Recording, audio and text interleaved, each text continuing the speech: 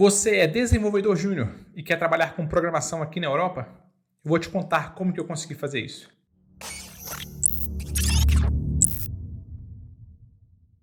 E antes de começar esse vídeo, eu quero deixar um disclaimer.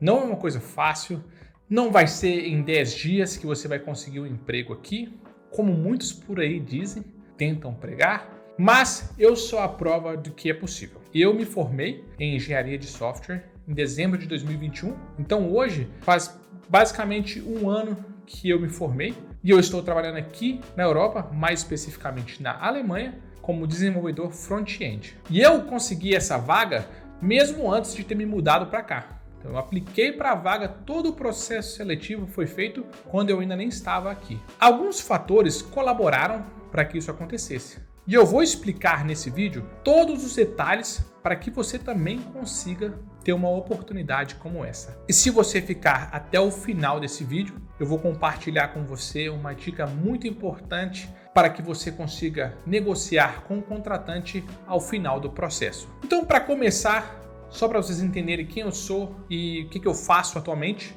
eu sou desenvolvedor front-end, mais especificamente eu desenvolvo em Vue.js e eu trabalho na Alemanha desde outubro de 2022. Antes disso, eu morava nos Estados Unidos. Eu me formei como engenheiro de software em dezembro de 2021. Então, um primeiro ponto aqui que é muito importante para que você consiga um emprego aqui na Europa é que você tenha o inglês fluente. Mesmo aqui na Alemanha, o inglês é suficiente para o meu trabalho. Eu não falo nada de alemão e eu ainda assim consigo desenvolver meu trabalho tranquilamente porque todo mundo na minha empresa fala inglês. Então, saiba se comunicar em inglês. Quanto melhor o seu inglês, você vai ter mais chances de conseguir entender todo o processo de contratação e também você vai poder se comunicar melhor com o seu time quando você estiver trabalhando aqui na Europa. E uma coisa legal é que mesmo no LinkedIn, quando você procurar por vagas, a maioria delas vai te dizer se você precisa falar o idioma local ou não.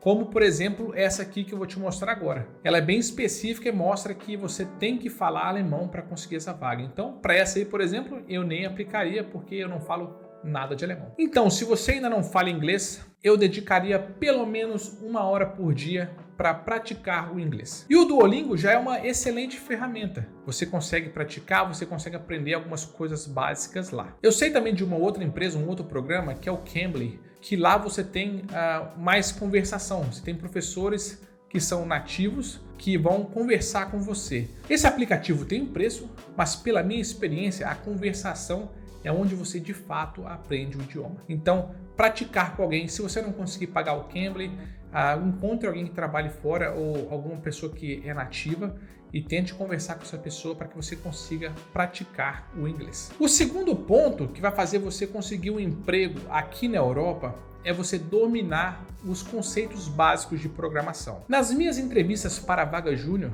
não me pediram em nenhum momento live coding, em nenhuma entrevista, em nenhuma empresa. Mas todas elas, na primeira entrevista que eu tive com o time técnico, me fizeram perguntas técnicas. Algumas das perguntas que me fizeram foram as seguintes: qual a sua linguagem de programação preferida e por quê? O que é o desenvolvimento agile? Qual o source control que eu uso? E o que é source control? E por aí vai. E depois dessas perguntas, eles me pediam para mostrar para eles o meu projeto favorito. E eles discutiam em cima daquele projeto. Me faziam perguntas, as tecnologias que eu tinha usado, o porquê que eu tinha feito aquilo e como eu tinha me organizado, alguns problemas que eu tive durante o desenvolvimento daquele projeto. Então, domine os conceitos básicos de programação e tenha um bom projeto para que você possa apresentar na entrevista. E a dica extra aqui é bem óbvio, mas algumas pessoas ainda erram nisso, é que se você está aplicando para uma vaga de front-end, por exemplo, você vai mostrar um projeto de front-end e assim por diante.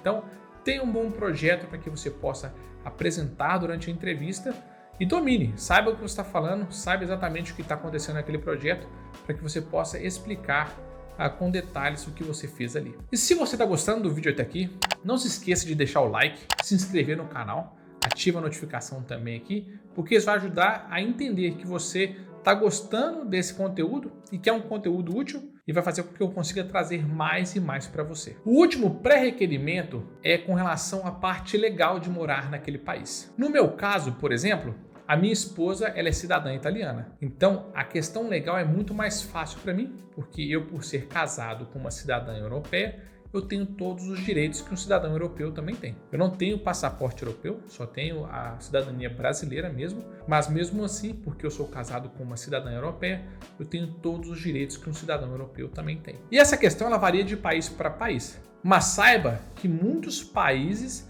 eles estão facilitando o processo de imigração por conta da falta de mão de obra qualificada. Aqui na Alemanha, por exemplo, eles estão facilitando a entrada de pessoas qualificadas por falta de mão de obra. Eles estão passando até leis para que o processo fique mais simples e cada vez mais rápido. O processo de aplicação para a vaga de emprego em si, para mim foi muito direto ao ponto. E eu fiz 4 coisas específicas para que eu conseguisse ser chamado para uma entrevista o mais rápido possível. O primeiro passo foi atualizar meu currículo. E o que eu fiz foi buscar recrutadores que eu tinha conexão no LinkedIn, alguns amigos meus que eram headhunter, e pedir para eles olharem o meu currículo, me ajudar a melhorar o meu currículo para que eu pudesse então aplicar para essas vagas aqui. Mesmo eles não tendo nenhuma experiência, vamos dizer assim, no mercado europeu, eles conseguiram dar uma olhada no meu currículo e ver as coisas que eu pude melhorar, acrescentar palavras-chave e etc. E eles deram essa repaginada no meu currículo, então foi a primeira coisa que eu fiz. Arrumei o currículo para que ele fosse apresentável. Tem um perfil no LinkedIn que eu gosto muito,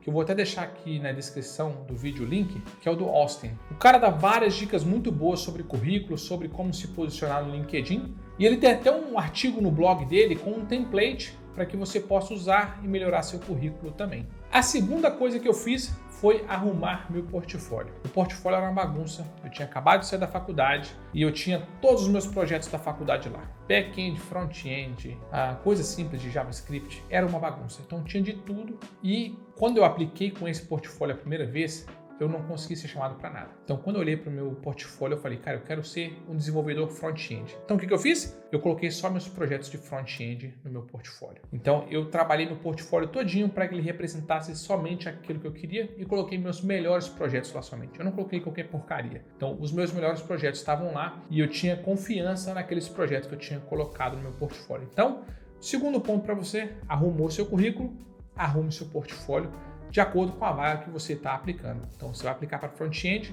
tenha projetos de front-end lá. Então, depois disso, eu arrumei meu LinkedIn. Coloquei ele todo em inglês e, mais uma vez, pedi ajuda de amigos meus para que pudesse arrumar meu LinkedIn, dar uma olhada, dar uma repaginada nas experiências, colocar descrição em todas as experiências que você teve, arrumar a sua tag, o seu título, né? Logo assim, debaixo do seu nome você tem um título que aparece. Você pode colocar palavras-chave lá também sobre o que você faz. Uma dica que eu gosto, eu acho muito estranho quando eu vejo a pessoa coloca várias linguagens de programação lá, ou várias frameworks que ela sabe usar, e tipo, é uma bagunça. Eu prefiro colocar algo que vai chamar atenção, que vai fazer você ser diferente e ser notado pelo recrutador. E o mais legal é que hoje em dia a gente tem ainda o acesso ao ChatGPT. Se você não sabe o que é, procura, é uma inteligência artificial que pode ajudar a construir, a melhorar o seu perfil do LinkedIn também. O que você pode fazer, por exemplo, é copiar toda a sua experiência de trabalho, passar para o ChatGPT e pedir para o ChatGPT escrever a seção do About Me que você tem lá no LinkedIn. Então ele pode escrever tudo para você, dá uma verificada antes, óbvio, de colocar lá, para ver que está tudo certinho, que faz sentido. E você pode então pedir para o ChatGPT fazer tudo para você, tanto a parte do About Me, essa tag, esse título sobre você. Então ele pode melhorar todas essas coisas para você. Então você tem essa facilidade, você não precisa correr exatamente atrás de alguém para fazer isso para você.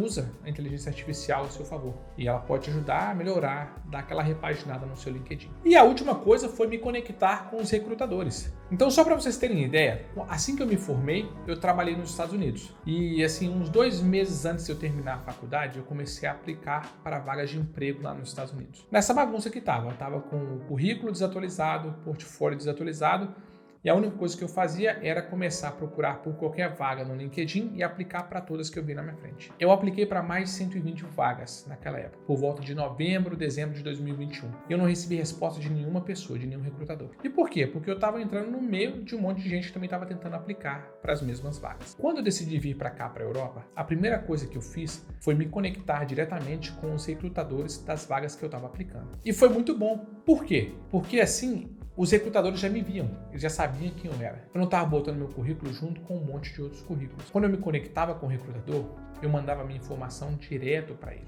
Então eu já tinha na mão, eu sabia que pelo menos na mão do recrutador ia chegar. Eu me conectava com recrutadores e também com pessoas que tinham o cargo que eu queria chegar nessa empresa. Então eu procurei desenvolvedores front-end em todas as empresas que eu estava aplicando, me conectava com eles, perguntava como era a empresa, perguntavam como que era o processo seletivo. Vinha conversando na boa com essas pessoas, sem interesse mesmo, sem querer pedir para me indicar nem nada. Mas a parte mais legal é que a maioria desses empregados que estão na empresa já, eles têm um bônus por indicação. Então se eles forem com a sua cara, eles vão te indicar. Essa é a melhor parte. Você passa mais um passo na frente das outras pessoas que estão aplicando só na vaga direto no LinkedIn. Então faça isso. Se conecte com os recrutadores, mas também se conecte com as outras pessoas que trabalham dentro da empresa, porque isso pode acabar gerando uma indicação e você passar na frente de várias pessoas que estão aplicando para aquela vaga também. E só para você ter ideia, eu fiz isso e deu muito certo. Quando eu estava vindo para cá, eu apliquei para 6 vagas. Eu fui chamado para 5 entrevistas e dessas 5 entrevistas eu passei em 4. Então, deu muito certo. E eu te garanto que se você colocar isso em prática, você vai ter uma chance muito maior. Seja para vir para a Europa ou para ficar aí no Brasil. Para qualquer vaga que você for aplicar, essas dicas elas funcionam. E para você que ficou até aqui, eu falei que tinha uma dica especial na hora da negociação. É muito importante você saber a média salarial para que você consiga negociar com o contratante na hora da oferta. Eu falo isso porque eles vão te perguntar quanto que você deseja receber. E se você falar um número muito alto, você vai ser cortado basicamente naquela etapa. Então tenha conhecimento de quanto que um desenvolvedor ganha naquele país que você está aplicando. Aqui na Alemanha, por exemplo, um desenvolvedor júnior ele recebe entre 45 e 60 mil euros ao ano. E aí fica na sua estratégia de negociação. Tem pessoas que elas preferem jogar baixo, pedir um salário menor para que elas possam chamar mais a atenção do empregador. E tem pessoas que tentam já jogar lá no mais alto, lá nos 60 mil. E aí isso vai depender da sua estratégia de negociação. Mas pesquise para que você tenha noção de qual é a média salarial daquela posição que você está aplicando. E se você gostou desse vídeo, não esquece de deixar o like, se inscrever no canal. Me siga lá no Instagram também, é @crisoares.dev. Eu vou deixar o link aqui na descrição também. Lá eu mostro o dia a dia como desenvolvedor aqui na Alemanha. E se você tiver perguntas também, você pode me mandar lá, que eu preparo vídeos e respondo essas perguntas para você também. E então é isso. Nós ficamos por aqui. Nós nos vemos semana que vem.